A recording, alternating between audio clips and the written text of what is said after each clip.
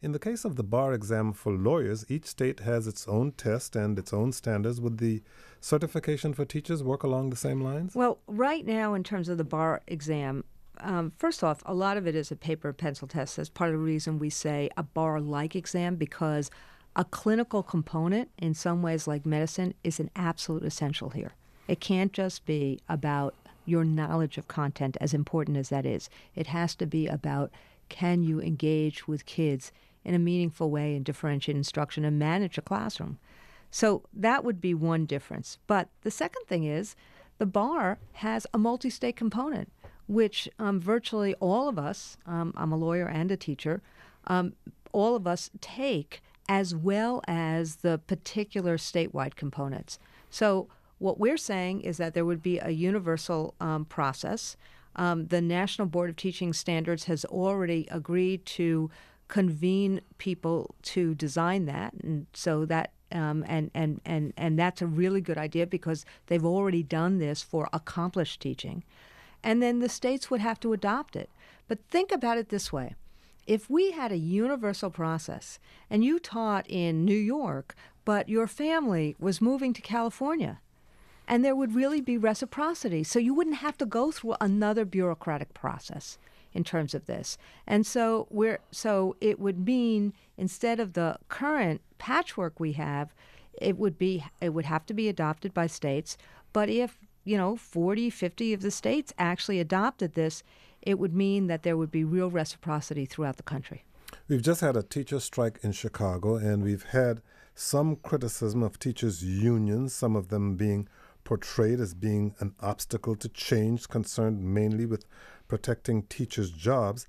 You have always argued that the American Federation of Teachers has always been ahead of the curve on these issues, but nevertheless has come under criticism. Is this bar exam proposal a way not only of addressing that criticism, but of demonstrating more clearly that you feel the AFT is ahead of the curve on this issue?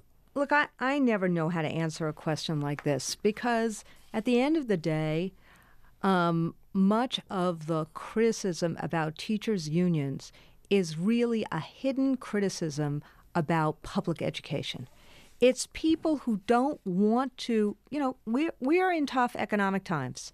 And if you actually really care about kids, then we have to dig deep into our pockets to pay for children's instruction. And we have to really dig deep into our pockets to pay for other children's instruction because we have a growing poverty rate and we have a real inequity issue in the United States.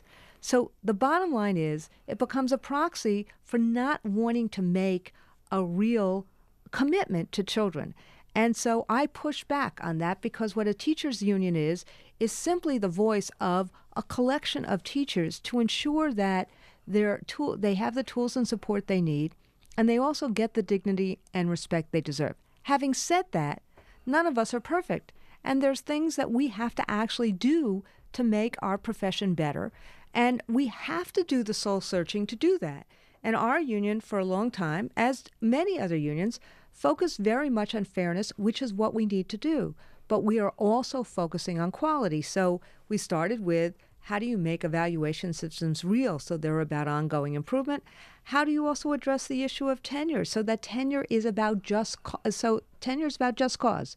If somebody, it's not about a job for life. How do you also deal with the issue of if there are teachers that shouldn't be teaching, they should be out of the profession. So we're trying to do the work you have to do to make a real profession so that there are high standards, that people are really prepared to meet those standards. They get the tools and conditions they need.